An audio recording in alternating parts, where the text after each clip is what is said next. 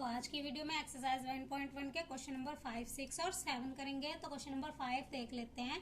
Check whether 6 की power n can and with digit 0 for any natural number n। इस question में हमें एक नंबर दिया हुआ है, हमसे पूछा गया है कि अगर इसकी पावर कोई नेचुरल नंबर है, n क्या है, नेचुरल नंबर है, तो क्या वो है 0 पे एंड हो सकता है। तो देखो, अगर हम 6 की पावर 1 रखेंगे तो 6 आएगा, 6 की पावर 2 रखेंगे तो 36 आएगा, 6 की पावर 3 रखेंगे तो कितना आ जाएगा 216। तो ये 0 पे एंड नहीं हो रहे। अब जो नंबर 0 पे एंड होते हैं उन्हें देख लेते हैं। मान लो हमारा 30 है, ये 0 पे एंड होता है, तो इसके मल्टीपल हमारे होंगे 3 इंटू 10। हम इसको लिख सकते हैं 3 इंटू 10। अब 10 के फैक्टर्स क्या होते हैं हमारे 2 और 5, 2 5 10 होता है, तो 10 के फैक्टर्स हमारे 2 और 5 होते हैं। अगर कोई भी नंबर 0 पे एंड हो रहा है तो उसका मल्टीपल ऑलवेज 10 होगा ही होगा। 60 है, इसका भी मल्टीपल हमारा होगा 10, 6 इंटू 10, तो यहाँ पे भी हमारा आ जाएगा 2 इंटू 5। तो हम यहाँ पे देख सकते हैं कि जिस भी नंबर के फैक्टर्स में हमारा 2 और 5 दोनों होंगे वही 0 पे एंड हो सकता है। तो हम लिख सकते हैं 6 की power n can and with 0। 6 की पावर n 0 कब हो सकती है, जब 2 and 5 are both it's prime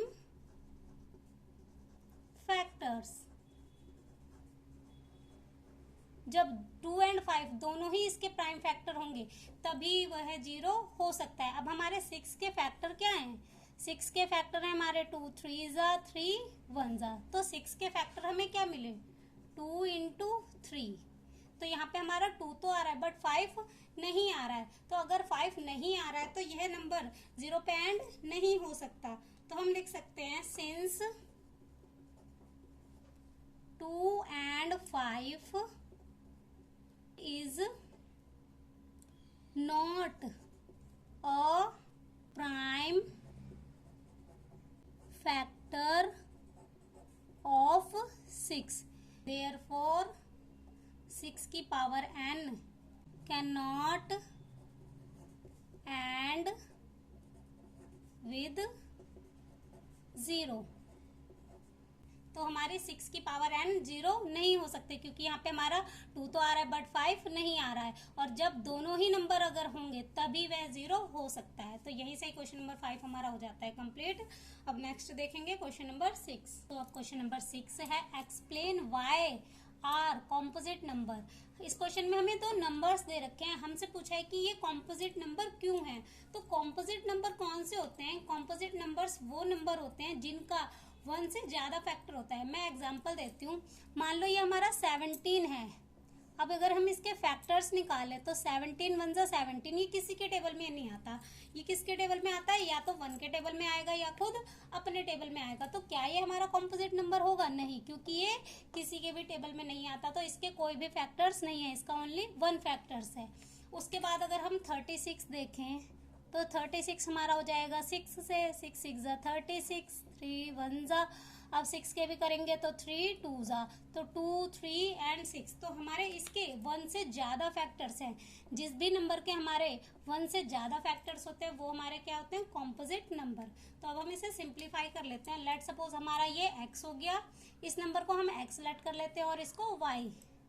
तो हमने x लेट किया है किसको, इसको 7 इंटू 11 इंटू 13 प्लस 13। अब यहाँ पे हम इसे सिंप्लीफाई करेंगे तो हमारे ये जो 2 नंबर्स हैं इसको कॉमन निकालेंगे तो हमारे पास इनमें कॉमन क्या आएगा, 13 कॉमन आ जाएगा। तो यहाँ पे क्या बच जाएगा 7 इंटू 11 इंटू 13 हमने कॉमन ले लिया, तो यहाँ पे क्या बच जाएगा हमारा 1 बच जाएगा, प्लस यहाँ पे भी हमने 13 कॉमन लिया तो हमारा क्या बचेगा 1 बचेगा। अब 13 एज इट इज, इन्हें मल्टीप्लाई करेंगे फिर इसमें 1 प्लस करेंगे तो 11 7 77, 77 को 1 से करेंगे तो 77 ही आएगा, इसमें 1 प्लस करेंगे तो कितना आ जाएगा 78 आ जाएगा। अब इसके फैक्टर्स निकालेंगे 78 के तो क्या आएंगे, 78 के फैक्टर्स निकालेंगे 2 3 2 9 13 13 3 39, 13 1 13। तो इसके फैक्टर हमें क्या मिल गए 78 के 2 इंटू 13 इंटू 3। अब इन्हें रीअरेंज कर लेते हैं। सबसे पहले सबसे छोटा नंबर, उसके बाद उससे बड़ा, फिर उससे बड़ा। तो सबसे पहले हमारा 2 आ गया, फिर 3, फिर 13। ये 13 है। अब हम दूसरे नंबर को लेट कर लेते हैं y। तो y हमारा हो गया 7 into 6 into 5 into 4 into 3 into 2 into 1 plus 5। अब हम इनमें कॉमन निकालें तो हमारा कॉमन क्या आएगा? यहाँ पे हमारे पास 5 है और इधर भी हमारे पास क्या है? 5 है। तो हम इनमें से क्या कॉमन निकाल सकते हैं? 5। यहाँ पे क्या बच जाएगा? 7 इंटू 6 इंटू 5 की जगह हमारा क्या आएगा? 1, क्योंकि हमने 5 कॉमन निकाल लिया है। यहाँ पे फिर बचेगा 4, 3 इंटू 2 इंटू 1। अब यहाँ पे हमने 5 कॉमन निकाला था, तो यहाँ पे भी हमारा क्या बचेगा? 1 बचेगा। अब इसे सिंप्लीफाई करेंगे तो 5 इंटू, इनको मल्टीप्लाई करके हमारा आ जाएगा 1008 प्लस 1। यहाँ पे ब्रैकेट लगा लेते हैं। अब 5 इंटू 1008 में 1 प्लस करेंगे तो 1009। अब हम यहाँ पे इसको भी मल्टीप्लाई करके अगर इसके फैक्टर्स निकालेंगे तो क्या आएंगे? एक से ज्यादा ही आएंगे। तो हम कह सकते हैं both x and y factors other than 1। जिसके एक से ज्यादा फैक्टर्स होते हैं वे नंबर कॉम्पोजिट नंबर होते हैं। तो हम लिख सकते हैं therefore these numbers are composite number. तो ये नंबर हमारे क्या होंगे? Composite number. तो यहीं से ही क्वेश्चन नंबर 6 हमारा हो जाता है कंप्लीट। अब नेक्स्ट देखेंगे क्वेश्चन नंबर 7। तो अब क्वेश्चन नंबर 7 है, there is a circular path around a sports field. एक स्पोर्ट्स फील्ड है जिसके चारों तरफ एक सर्कुलर पाथ बना हुआ है। Sonia takes 18 minutes to drive 1 round. Sonia को एक राउंड लगाने में 18 मिनट लगते हैं, जबकि while Ravi takes 12 minutes. Ravi इसको एक चक्कर 12 मिनट में ही लगा लेता है। Suppose they both start at the same point and at the same time and go in the same direction. After how many minutes will they again at the starting point?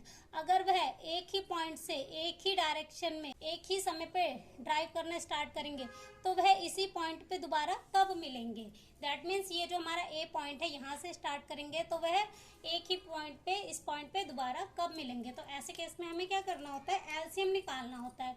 तो हम क्या कर लेते हैं? 12 एंड 18 का क्या निकाल लेते हैं? एलसीएम निकाल लेते हैं। तो हमारे पास 18 के फैक्टर्स क्या होते हैं? 18 के अब हम फैक्टर निकालेंगे तो ये 18, 2 9 ज़ा 18, 3 3 ज़ा 9, 3 1 ज़ा 3। तो 18 के फैक्टर हमें मिल गए 2 इंटू 3 इंटू 3। अब 12 के निकालेंगे तो क्या आएंगे? 2 6 ज़ा 2 3 ज़ा 3 1 ज़ा। तो 12 के फैक्टर हमारे क्या आ गए? 2 इंटू 2 इंटू 3। अब इनका एलसीएम निकालेंगे तो एलसीएम निकालना है 12 एंड 18 का। अब हम यहाँ पे देखते हैं 2 की फ्रीक्वेंसी इसमें कितनी है? 1 है और इसमें 2 बार है।